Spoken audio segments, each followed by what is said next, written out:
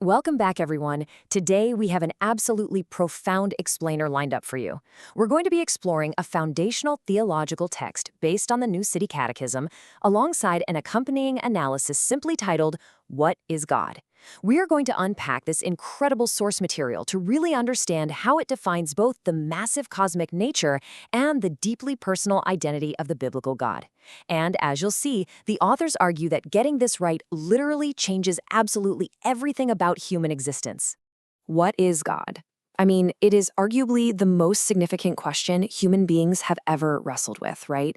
As the source material points out, this isn't just some abstract academic debate meant for theologians sitting around in dusty libraries.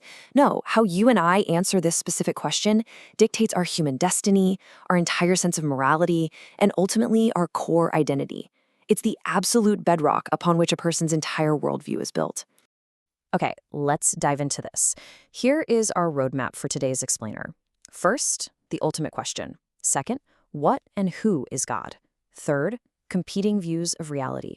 Fourth, the human condition. Fifth, the gospel of redemption. And finally, number 6, what knowing God means. Let's jump right into section 1, the ultimate question.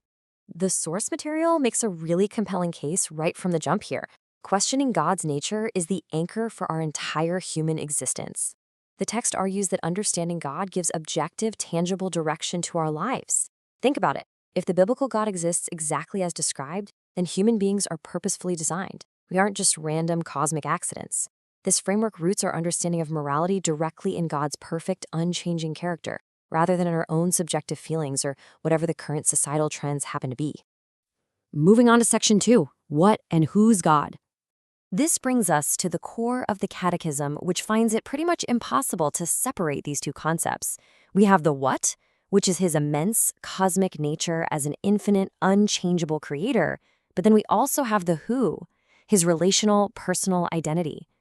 The source argues that you cannot fully understand the sheer power of the what without intimately grasping the relational personhood of the who. They go hand in hand. So let's look at how the text defines the what. First up, God is self-existent, revealing himself in the book of Exodus as I am. What does that mean? Well, it means God is the eternal source of all being. He relies on absolutely nothing else to exist. No battery pack, no external power source. The biblical God isn't described as some vague, impersonal force floating out in the universe. He's the living, everlasting king who stands completely outside the boundaries of time and space. The Catechism also describes God as infinite and unchanging. The theological term is immutable. Now, the analysis clarifies a really important point here. Being immutable doesn't mean God is a static, frozen entity like a statue. Actually, it means that his core character, his power, his compassion, his justice, and his promises are absolutely reliable. They never fail, and they never, ever diminish. Now, moving over to the who, the text emphasizes that God is triune. Father, Son, and Holy Spirit. This is such a fascinating concept because it means that God, in his very essence, is the ultimate eternal community. Before the universe or anything else was ever created, God was already a relational community of perfect love. According to this view, love isn't just something God does on occasion.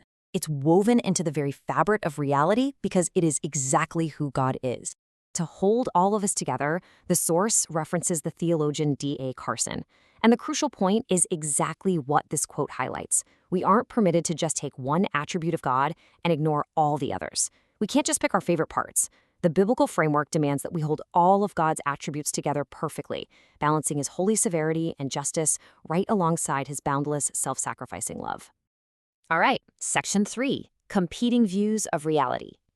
The author pivots here from abstract doctrine to a massive clash of worldviews that we see every day in our modern world. Notice the stark contrast. The naturalistic view, which is super dominant in much of modern culture, sees reality as the result of random chance. That naturally leads to subjective morality and, frankly, no inherent objective meaning. In total contrast, the biblical view asserts creation with an intentional purpose, offering absolute morality anchored firmly in God. The author argues that this biblical perspective essentially rescues humanity from viewing itself as just a meaningless evolutionary accident with no intrinsic value. To back this up, the article pulls in a really great reflection from Jonathan Edwards. The argument he makes is that the creator doesn't just build the universe, wind it up like a clock, and then walk away to leave us to our own devices. No, because he created it. He is inherently invested in it. God actively sustains and governs reality with intentional, ongoing care. Which leads us to Section 4, the human condition. Now that the source has established God's perfect, holy character, we have to look at the sober reality of our own spiritual estate. It argues that apart from God, the human condition is fundamentally hopeless. We are naturally ignorant of spiritual truth, we're completely unable to keep God's perfect laws, and ultimately, we're separated from our Creator by our own rebellion, which the Bible calls sin. It's a dire situation. But thankfully, there is Section 5, the gospel of redemption. The text absolutely does not leave humanity in that hopeless state. The article walks through this Christ-centered timeline to show exactly how the who and the what of God interact with humanity to save us. Step 1 is the incarnation, God actually becoming man in the person of Jesus. Step 2 is the crucifixion, where Jesus willingly bears the sins of the world. Step 3 is the resurrection, completely triumphing over death itself. And finally, Step 4, reconciliation, which frees humanity from its spiritual slavery. This right here is the climax. It's where God's perfect justice and his boundless love beautifully, perfectly collide. The article relies heavily on the book of Colossians to prove this point, and this brilliantly illustrates the biblical claim of complete forgiveness. According to the text, Jesus didn't just offer us some philosophical path to enlightenment. He secured an ultimate public victory over evil and spiritual slavery, entirely wiping out the requirements that stood against humanity. It's a total rescue mission. Finally, Section 6, what knowing God means. So how does knowing this incredible cosmic God reorganize a person's everyday life? Well, the source breaks this down into 3 practical categories, starting with identity.